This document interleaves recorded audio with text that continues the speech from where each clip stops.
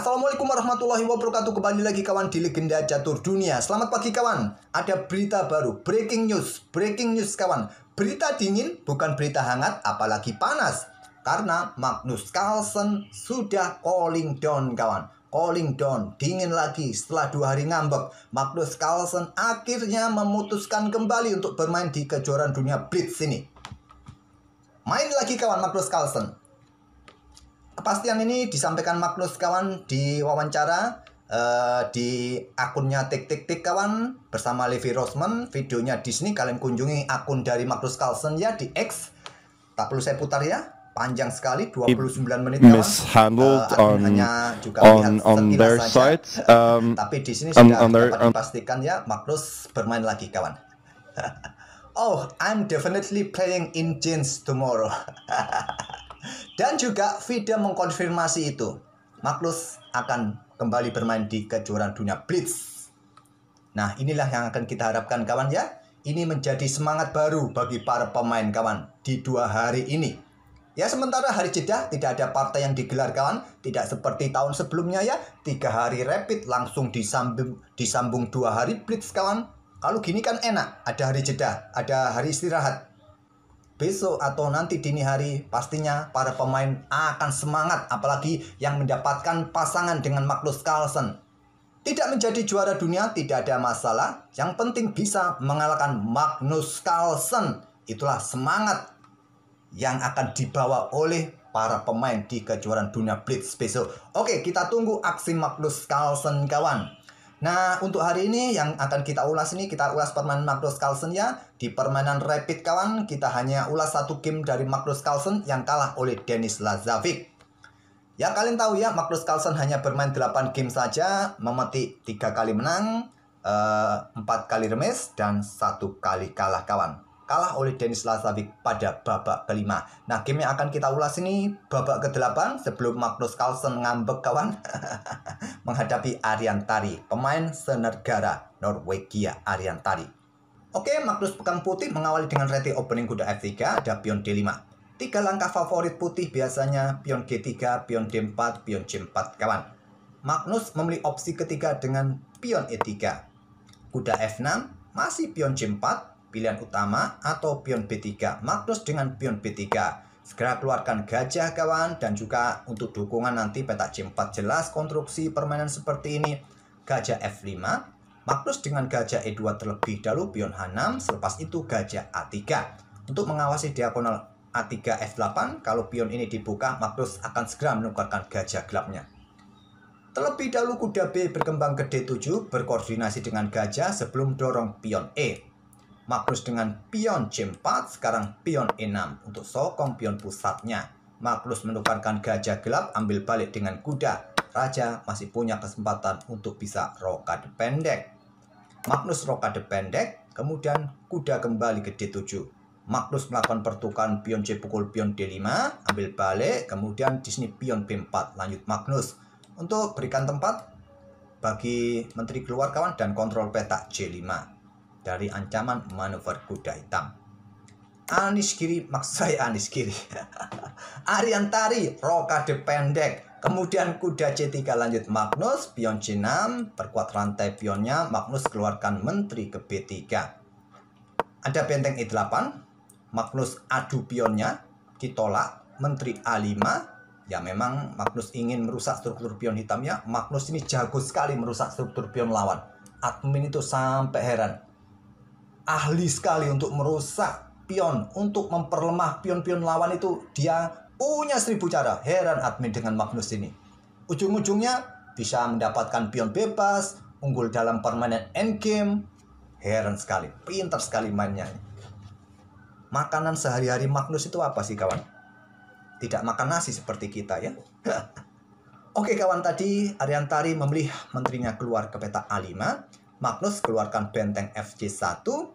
Di sini ada kuda C5, menteri tarik mundur ke D1 lanjut Magnus, dan awas ya X-rayan, kuda tarik mundur ke petak E6 di sini. Sekarang Magnus menukarkan pionnya.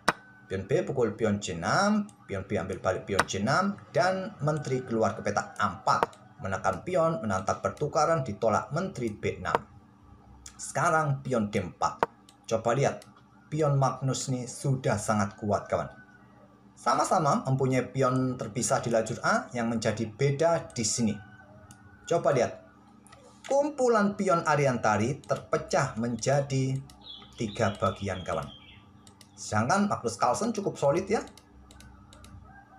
Cukup solid, hanya terpecah menjadi 2. Ariantari juga mempunyai pion lemah, pion terbelakang di lajur C ini kawan. Apakah sudah saatnya pion ini diadu seperti ini? Hanya tersisa 1 pion terpisah nanti kawan. Ya diterima. Ambil balik dengan kuda, ancam menteri. Menteri mundur kembali ke D1. Bisa juga kalian coba seperti ini. Oke, di sini pion A5 terlebih dahulu. Menteri mundur ke D1 dan benteng AC1 langkah kuat buat hitam kawan. Tapi mulai dengan langkah kuda D7. Dia ingin perkuat petak C5 karena Magnus Carlsen ingin tempatkan kuda ke 4 kawan. Menteri mundur.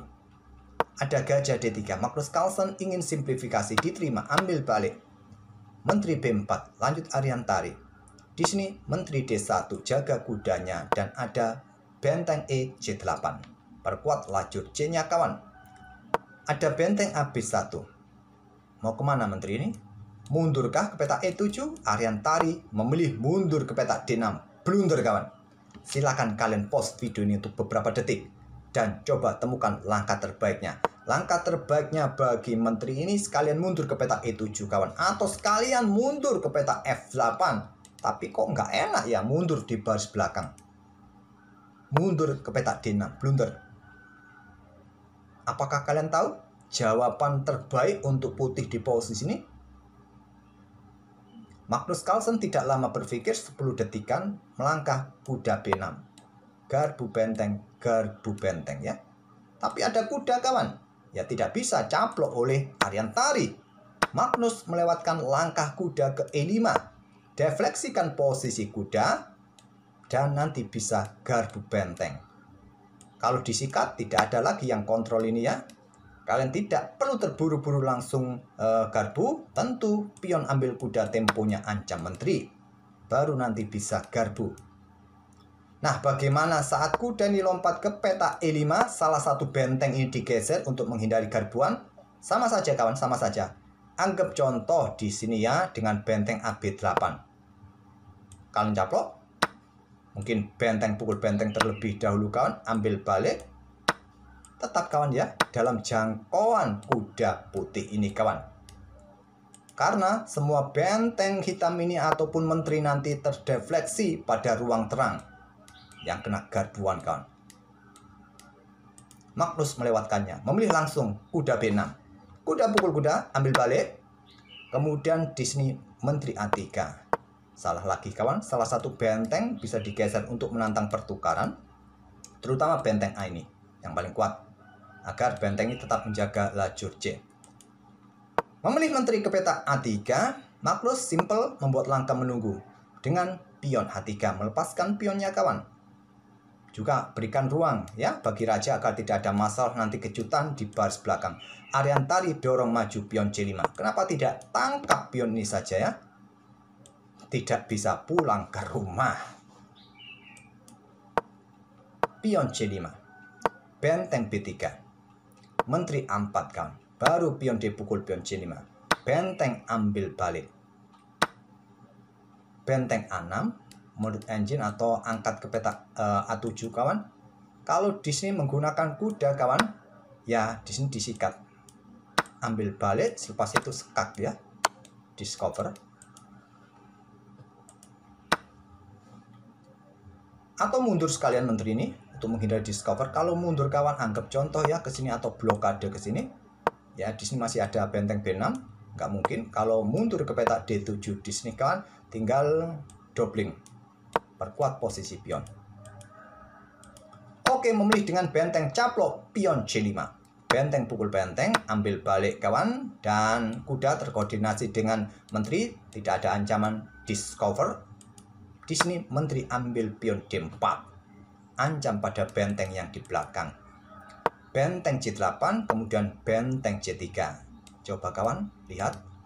Nah, di sini menteri B4 tetap perkuat posisi kuda, ancam benteng, benteng turun. Selepas itu menteri A3 ancam benteng lagi, benteng kembali ke C4, menteri ambil pion A2. Kesalahan kawan ya, kesalahan karena benteng ambil kuda. Coba lihat di sini kawan.